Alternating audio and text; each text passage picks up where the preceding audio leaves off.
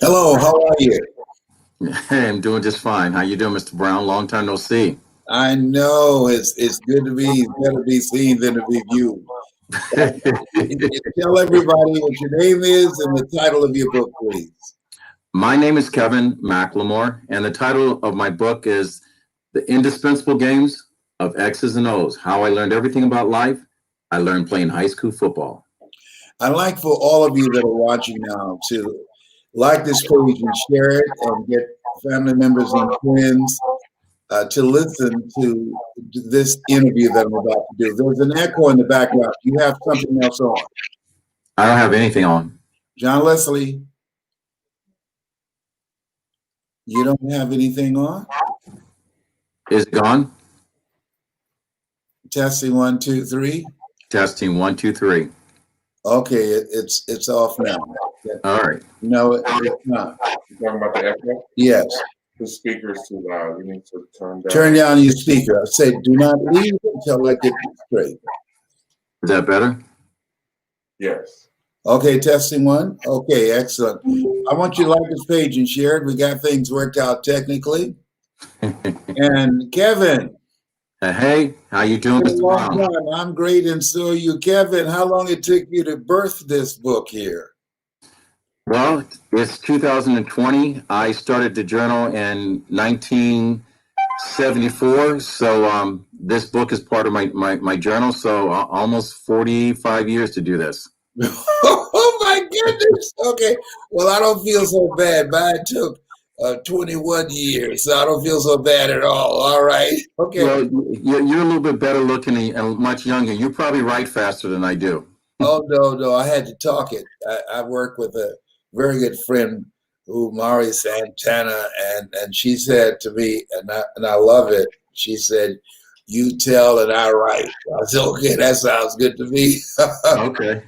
Listen, I want to ask you, when you look at everything that's going on right now, the pandemic and what people are dealing with, it's the stress, the anxiety, the uncertainty. How would you say your book will be helpful to people during this time? Well, right now, people are looking for answers. They're looking for direction. They're looking for that ray of hope. A lot of the things that are in the 31 chapters of my book addresses some of those hopes. And the first thing it asks you to do is to turn within yourself and be honest with who you are. So when you look in the mirror and ask the questions of why your life is what it is today and what you want it to be, the only person that truly knows the answer is that person looking back at you in the mirror. And so everything I learned about life tells a story of my life and addressing the things of how I started my career and my life as a young man, thinking my story was original to anybody else's, but not knowing that, 8 or 9 years old, when I left for school in the third grade and came home to only discover my life was going to change. When my mother had decided that she was going to relocate from Dayton, Ohio, and relocate to Beverly Hills 90121.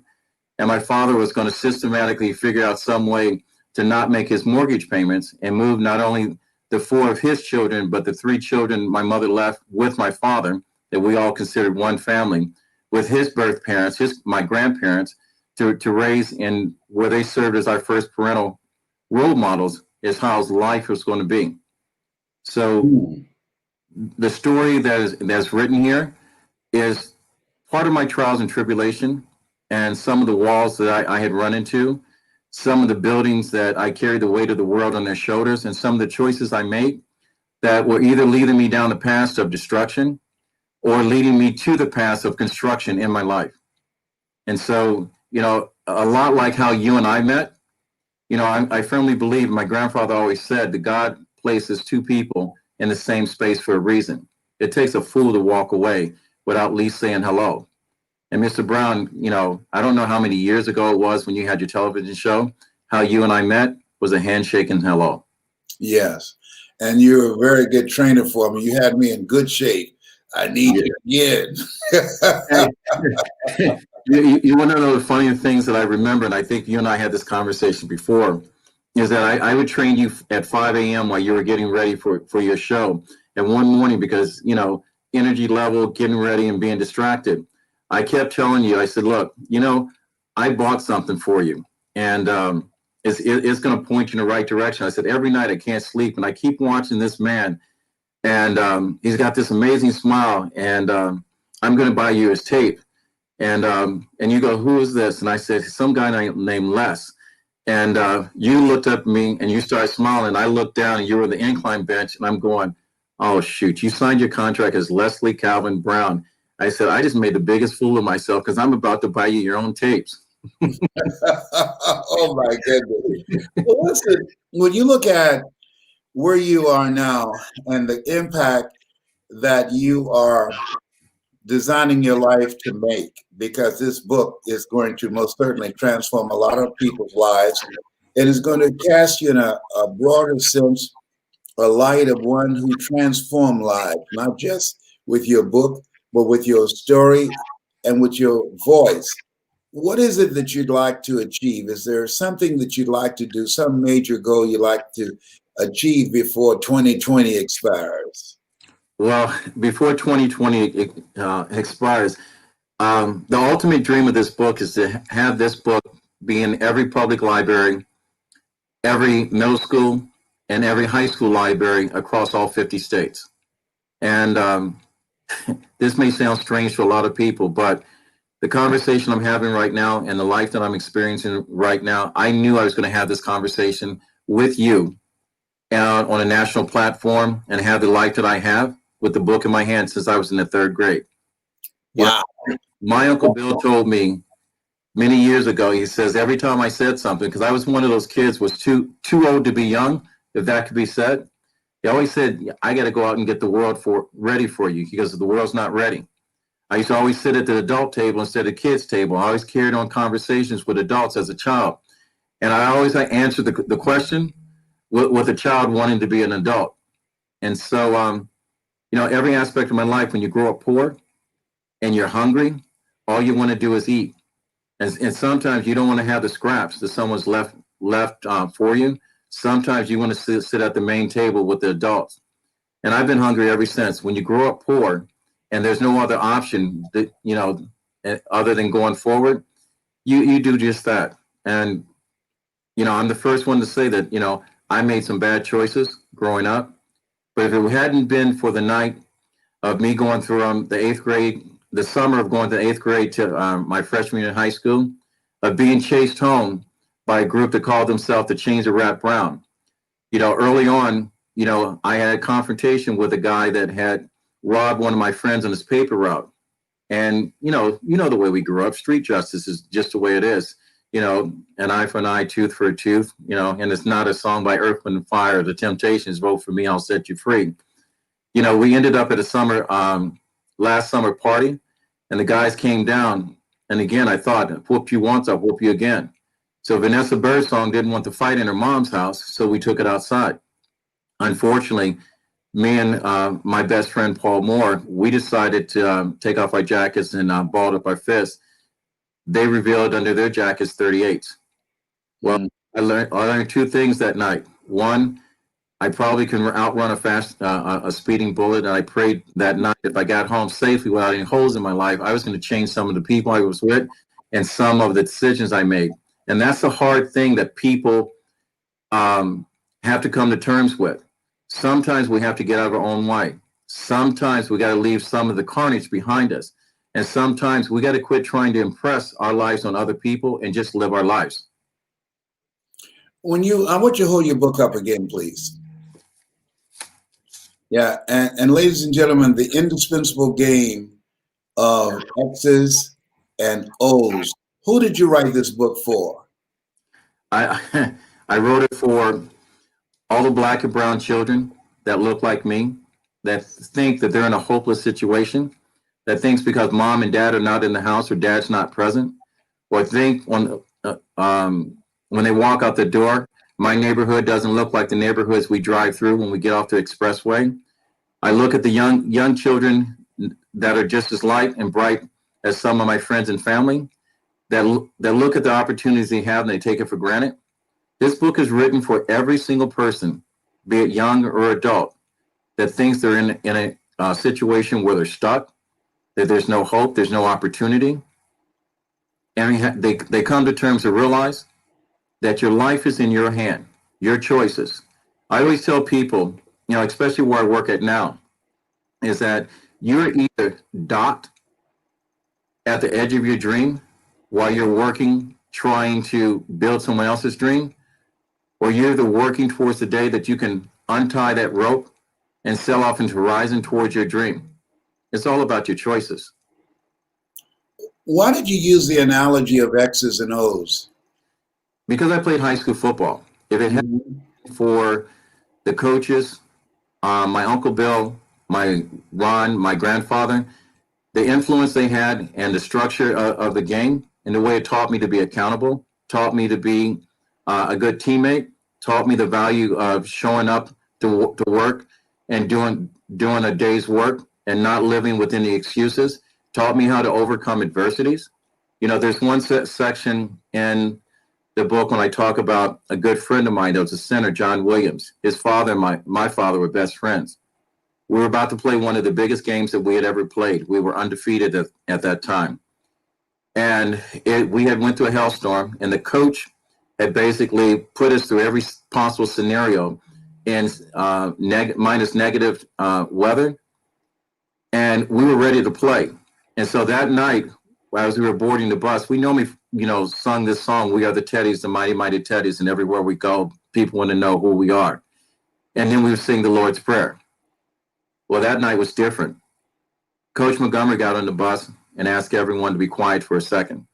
And he said that John Williams' father had lost his battle with cancer.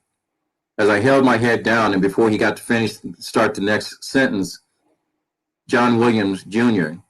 hopped on the bus. 54 of us, all eyes stared at him. I looked at him, and my tears my eyes had welled up. Did not know if the same decision that John had made to get on that bus to play, if I had made the same decision, if my father had passed away the night of that game. Behold, my cousin Ronnie, which stepped in after my father died as instead of my uncle being my father, instead of my cousin being my uncle, he filled in that role. He died last year. As I was driving on the highway to see him hours before, thinking I was going to be able to say goodbye, he died after I had hit the second toll booth. My Uncle Ronnie always told me you had to be present. He was the first Black man to ever become manager for General Motors in Dayton, Ohio. Went to the second toll booth. My aunt told me that Ronnie had just passed. And I said, I'm on my way home. She said, baby, you don't need to come home. She said, just stay where you're at. And I said, I need to see him. I need to say goodbye. She goes, by the time you get here, driving from Philadelphia to Dayton, Ohio, she goes, they're already preparing to take the body. And so I had already taken off work. And normally I have a full schedule here at Lifetime. And I turned around and went back to work because Ron always said, you got to be present. He says, and you got to work. So I went back to work. And I looked at the fact I just released this book, and Ronnie never got a chance to see the impact that he had made because he's featured in the book. I went back to work because he told me I had to be present. If you crystallize 3 things that you want people to take away from this book, particularly now, and people who feel like they're in the midst of a storm, they're going through a crisis, what would those 3 things be that you feel that will give them mental strength and resolve and give them the tools that they can begin to carve out a path for themselves? Well, the first thing is build resilience. You have to be able to overcome adversities. Life every day is a challenge. I've always said that, motivation begins from the time your feet hit the floor. We all got to realize that God doesn't give us tomorrow, we have today. The book basically tells you to take advantage of your opportunities. And sometimes opportunities present themselves and we overlook those opportunities. Sometimes we have to create those opportunities. The other thing that we need to take away from this book is that we got to learn to be kind to each other. We got to learn grace. We can't hold on to the things that we believe that are always holding you back. If you listen to anyone's story, we always talk about the way things used to be, or how I was raised, or what my mom or pop didn't do. You are not the person that you were yesterday. Be the best version of who you are today, and be accountable, and be kind to people. When you think the best way that people can reach you or get, first of all, you speak, you are a public speaker. How can they get in touch with you, and give them your email or your website that they can get in contact with you and get information on you as a speaker? The best way to get in touch with me, and this is new, is talking with WIT Kevin.com. Repeat it again, please. Talking with Kevin, TALKING, WIT Kevin, KEVIN.com. Or how can they reach that book? Amazon.com. Amazon has it, Kindle has it. I'm about to release it on Audible as of the 7th. That will be listed on here. I actually wanted to play a couple of chapters of the book on here if I got a chance to do so, if you're open to it. No, I want to talk to you. No. What we would do is position it on our Facebook so that people can listen to it, at their own time. But they want to know, who are you? What do you have, and why should we care? So hold your book up so we know who you are now, Kevin. So this is what he has: the indispensable game of X's and O's, and because of how he felt that sports impacted his life, Kevin McLemore has written a book from the things and the values that he's taken on that's transformed his life and transforming the lives of thousands of people who purchased this book, and young people and people from all ages. So you can get it on Amazon, Amazon.com. And Kevin's last name spelled McLemore. Am I right? You're exactly right. And one more thing before we exit, I do want to tell you, when I talk about all 50 states of my book being in the public library, Boston Public School, in one of the school districts in their middle school, Raymond Porch is one of the directors. My book is part of that curriculum. So there are educators out there that want the book in their library, would like for me to talk to their children. I will be more than happy to. And matter of fact, if you don't mind, I'll give you my phone number. Okay, please give your phone number. 610 Mm-hmm. 2 9 610. Go ahead. 212 212 98 98 70. 70. All right. Fantastic. All right. That number again, 610 212 9870. 70. All right. He is a speaker, and he's a trainer. He's an author.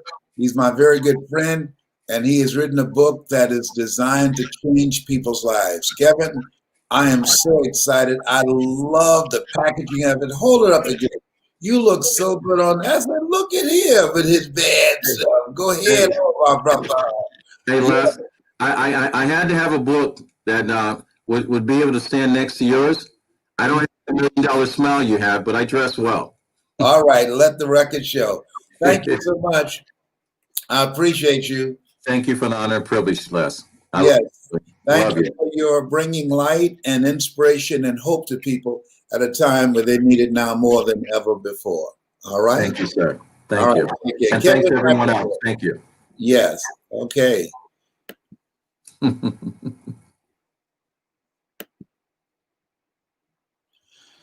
This thing called life, it is so fascinating. And we have been talking to a variety of people who have written various types of books. You have the other guests teed up? Okay, very good. And one of the things that I know, there was a quote that I received from Mari Santana. And I love this quote. Look at my phone there. Remember that Mari, I think it's on the other phone. And this quote I wanted to share with you, but as you look at yourself, look at your goals and look at your dreams, that I think is value in documenting your experiences and things that mean a lot to you, memorializing the people that influence you and have had impact on your life. And this is what he has done, and other people just like myself.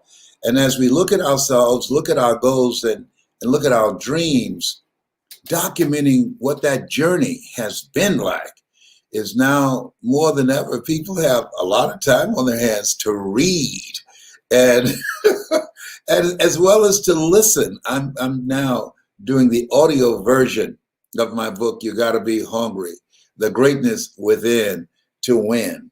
And I can share this with you that when you take some time during this pandemic to expand your mind, to learn some stuff that you don't know right now, to prepare yourself, to do some retooling and rethinking your life and preparing for what your life is going to be like on the other side of this pandemic, because this has not come to stay. It has come to pass. It's not going to be here forever. And so looking at what are the things you need to do to get yourself ready for this next chapter. This is not the final chapter for you. And a lot of people sitting around and wasting a lot of valuable time. I remember Dr. Marcia Harris said, if you're going to waste something or lose something, let it be money, but not time. I said, why would you say that? Why would you say that? She said, because you can't get your time back, but you can make some more money. But once you waste time, once you don't use that time productively, then you're going to have a problem. And you've lost that time that you could have been using more effectively. And so this is the time that people are writing books and they are rethinking their lives, and they're starting new businesses, and they're doing a variety of things so that when they come out of this era where we are, they'll be stronger, more knowledgeable, and capable of taking their lives to the next level. So who's our next guest? Eric. Okay, let's look at Eric. Still waiting for him. Not there yet. Okay, Eric is not here. Eric has a touring. Did you get in touch with Joel? Yes, I haven't been able to reach Joel yet. Okay, and Eric, who has this Black History display that he transport around the country for. This brother has done some research, and this is just an incredible concept to educate adults as well as children. That it's a known fact that when you know where you came from, it empowers you in the present and in the future. So we'll be coming back to talk with Eric, but I hope that you got something out of the conversation with Kevin McLemore, and that as you think about, make sure you order that book. That book is special. It's a hardback, it's attractive, and has some great content. Kevin, he's a smart dude. This has been Mrs. Mamie Brown's Baby Boy.